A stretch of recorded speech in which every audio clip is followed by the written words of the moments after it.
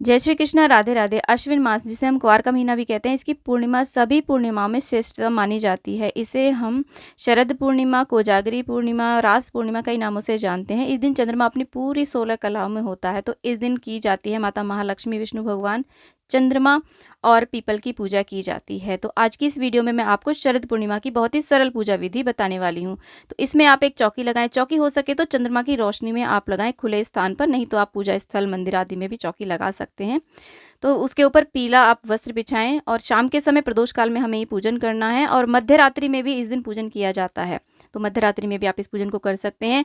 माता महालक्ष्मी, विष्णु भगवान की कोई भी फोटो प्रतिमा हो तो उन्हें आप स्थापित करें। गणेश जी की स्थापना कर लें आसन दे करके। उसके बाद में एक कलश लें। कलश के ऊपर आप स्वास्तिक बनाएं, कंठ में मौली बांधें, उसके अंदर जल, गंगाजल डाल करके ऐसे कलश को भी आप या तो अक्षत का आसन दें या फिर वस्त्र का आसन भी आप दे सकते हैं। कलश के अंदर ऐसे आम के या अशोक के पत्तों को टीका लगा करके आप लगाएं। उसके बाद में कलश की आप स्थापना कर लें। एक नारियल रख दें, उसके ऊपर चुनरी लपेट सकते हैं। लक्ष्मी कलश की भी आज के दिन आप स्थापना कर सकते हैं। और कलश का देखिए, नारियल का मुख आप अपनी तरफ भी कर सकते हैं या फिर ऊपर की तरफ भी कर सकते हैं। और अगर आपके यहाँ से देखिए चंद्रमा साक्षात दिखाई नहीं दे रहे होते हैं तो इस दिन चौकी के ऊपर भी आप चंद्रमा ऐसे अक्षत या चावल से भी बना सकते हैं। गोल हमें बनाने होते हैं चंद्रमा, क्योंकि पूर्णिमा के दिन चंद्रमा गोल होते हैं। तो चंद्रमा की हमने स्थापना कर ली है। उसके बाद में चावलों का आसन दे करके एक धूप दीप की हम स्थापना करते हैं। तो ये वर्ष की सबसे बड़ी पूर्णिमा मानी जाती है। इसी दिन से कार्तिक स्नान भी प्रारंभ हो जाता है। और इस दिन लक्ष्मी माता पृथ्वी लोक में विचरण करके ये देखती हैं कि कौन कौन साधक मेरी साधना में जाग रहा है। इस दिन खीर बनाने का बहुत महत्व होता है। चंद्रमा की किरणों में वो खीर बनाए तो बहुत अच्छा है, नहीं तो खीर आप अपनी किचन में बना करके आप छत पर चंद्रमा की किरणों में उस खीर को जरूर रखें। तो यहाँ पर धूप दीप हमने प्रज्वलित कर लिए हैं। उसके बाद में जल का छींटा दे करके सभी को हम स्नान का भाव करा देंगे। और यहाँ पर कलावे के ऊपर इत्र लगा करके सभी को हम वस्त्र रूपी कलावा अर्पित कर देंगे। अगर आपके पास जनेऊ है, जनेऊ नहीं तो आप कच्चा सूत भी 7 बार लपेट करके, जो भी पुरुष होते हैं ना पूजा में, यानी कि पुरुष देव होते हैं, जैसे गणेश भगवान, विष्णु भगवान, चंद्रमा, उन सभी को आप समर्पित कर दें। वरुण कलश देव का भी हम पूजन करेंगे। पूजा से पहले आप सभी का आवाहन, प्रार्थना जरूर कर लें। तो देखिए चंद्रमा को भी हमने जनेऊ वस्त्र रूपी कलावा अर्पित कर दिया। उसके बाद में सभी का हम तिलक करेंगे। और भगवान विष्णु को हम पीले चंदन से तिलक करेंगे। बाकी सभी को आप चंदन, रोली, हल्दी, कुमकुम सभी से टीका कर सकते हैं। तो ऐसे देखिए चंद्रमा को हम ऐसे छींटे दे देंगे, चंदन के छींटे दे देंगे। सफ़ेद चंदन हो तो सफ़ेद चंदन आप चंद्रमा के ऊपर जरूर समर्पित करें। और अग्निदेव, जो हमने दीपक प्रज्वलित किया है पूजा में, तो दीपक का भी आप पूजन कर लें। माता महालक्ष्मी और गणेश भगवान को हम रोली से टीका करेंगे। आप फिर उसके बाद में स्वयं को भी टीका कर लें। और उसके बाद में हम प्रार्थना करेंगे। ये शाम के समय हमें प्रदोष काल में पूजन करना है। और विशेष पूजा जो की जाती है कोजागरी पूर्णिमा में, वो मध्य रात्रि में की जाती है। गणेश भगवान को हम दूर्वा और लाल फूल समर्पित कर देंगे। और यहाँ पर चंद्रमा को हमने सफ़ेद चंदन भी समर्पित कर दिया है। और उसके बाद में भगवान श्री विष्णु को पीले फूल चढ़ाएं आप। पीले फूल नहीं है तो जो भी फूल मिल जाएं। लक्ष्मी मैया को हो सके तो आप आज के दिन कमल का फूल समर्पित करें, नहीं तो गुलाब के भी कर सकते हैं। माला हो तो माला भी आप चढ़ा दें। हाथ में ऐसे अक्षत लेकर के सभी को हम अक्षत समर्पित कर देंगे। सभी को हमने देखिए अक्षत चढ़ा दिए हैं। और इसके बाद में भगवान श्री विष्णु का जो प्रिय है तुलसी दल, वो जरूर समर्पित करें। गणेश भगवान को हम अलग से भोग लगाएंगे, क्योंकि उनके भोग में हम तुलसी दल नहीं डालेंगे। और विष्णु भगवान के जितने भी भोग हम समर्पित करेंगे सब में हम तुलसी दल डालेंगे। आप कोई भी फलाहारी भोग भी लगा सकते हैं, फल लगा सकते हैं। केले का भोग मुख्य रूप से प्रिय होता है भगवान श्री विष्णु को।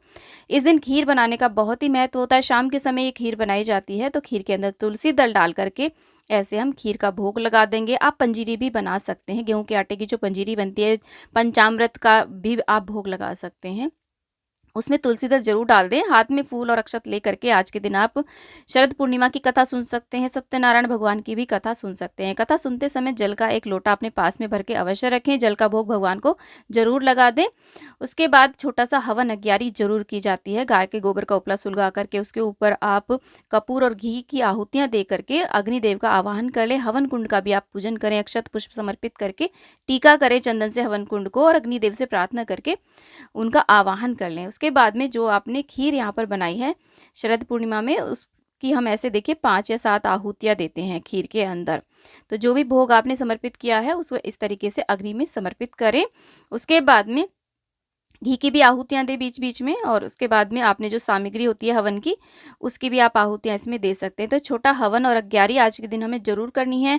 शरद पूर्णिमा की खीर का बहुत ज़्यादा महत्व है। आप कुछ भोग आज के दिन लगाइए या मत लगाइए, आज के दिन खीर बना करके चंद्रमा की रोशनी में हमें ज़रूर रख करके प्रसाद के रूप में बाँटनी चाहिए और भगवान को भी भोग लगाना चाहिए। उसके बाद में देखिए, अग्नि के ऊपर भी हमने जल की आचमनी करा दी है। ऐसे हम सभी की आरती कर लेंगे बहुत ही प्रेमपूर्ण भाव से, और उसके बाद में हम प्रार्थना कर लेंगे। और पूजा में रही कमियों के लिए ऐसे हम कुछ ना कुछ यहाँ पर दक्षिणा जरूर समर्पित करें और माता महालक्ष्मी भगवान श्री विष्णु से प्रार्थना करें। पूजा के बाद में जो ये हवन कुंड है, इसको आप अपने पूरे घर में घुमा दें, टॉयलेट आदि को छोड़ करके। अब देखिए यहाँ पर, क्योंकि हमने चौकी के ऊपर चंद्रमा की स्थापना करी है, तो हम अर्घ भी उन्हें यहीं पर देंगे। वैसे सेम विधि से आप साक्षात जब जहाँ से आपको चंद्रमा नजर आ रहे हो ना, वहां पर आप उन्हें अर्घ्य दे सकते हैं। और क्योंकि हमने चौकी पर स्थापना करी है, कई बार क्या होता है बादल होते हैं, चंद्रमा नहीं दिखता, तो ऐसे आप चंद्रमा की स्थापना कर सकते हैं।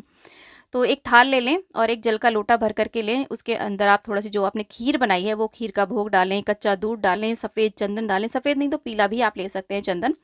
और उसके बाद में अगर सफ़ेद फूल मिल जाए तो सफ़ेद, नहीं तो जो भी पीले फूल मिल जाए पीले फूल इसमें डालें, थोड़े से अक्षत डालें, थोड़ी सी मिश्री, बतासा, सफ़ेद भोग हमें डालना होता है। चंद्रमा को सफ़ेद चीज़ें बहुत ज़्यादा प्रिय होती है।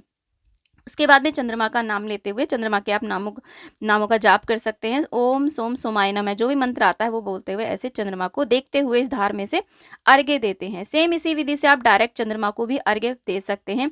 आज के दिन चंद्रमा की पूजा हमें जरूर करनी चाहिए, चंद्रमा को अर्घ्य देना चाहिए, चंद्रमा की रोशनी में बैठना चाहिए। और दिन में हमें सुबह के समय या दोपहर के बाद में, रात्रि शाम होने से पहले पहले इस दिन पीपल की भी पूजा करनी चाहिए, क्योंकि पीपल के अंदर भगवान श्री विष्णु, माता महालक्ष्मी सभी का वास माना जाता है।